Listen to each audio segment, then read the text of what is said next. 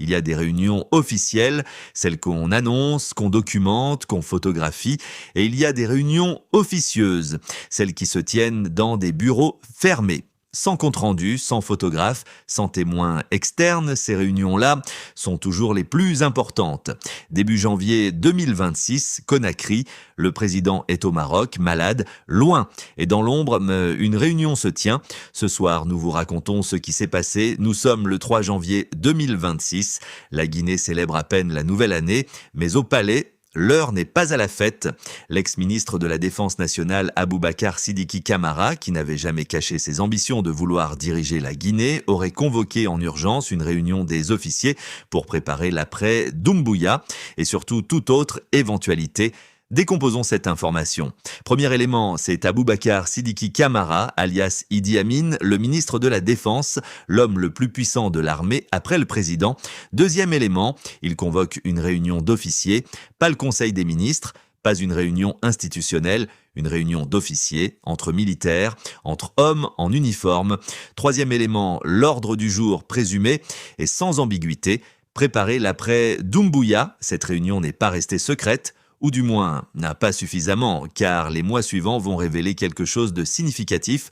Le 2 juin 2026, Aboubacar Sidiki Camara, dit Idi Amin, est nommé ambassadeur de Guinée en France, départ de la défense, départ du cœur du pouvoir, départ à 5000 km de Conakry.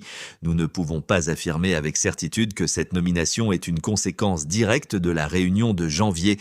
Mais la chronologie parle, janvier 2026, réunion secrète d'officiers, juin 2026, limogeage déguisé en promotion et dans la politique guinéenne. Quand un homme aussi puissant qu'Idi Amin est soudainement envoyé à Paris, ceux qui savent lire le langage du pouvoir comprennent immédiatement, quelqu'un a rapporté, quelqu'un a informé. Et le président a répondu, pas par une arrestation, pas par un procès, par un décret discret et définitif.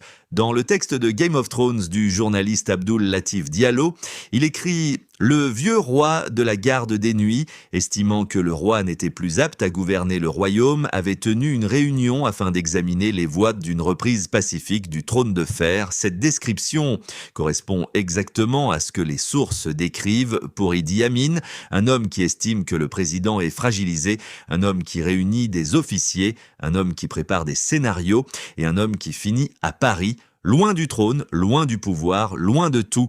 Voilà ce que les réunions secrètes coûtent en Guinée. Et voilà ce que le président malade a quand même eu la lucidité de sanctionner. Le trône est affaibli, mais pas vacant. Et celui qui s'en approche trop tôt finit toujours loin.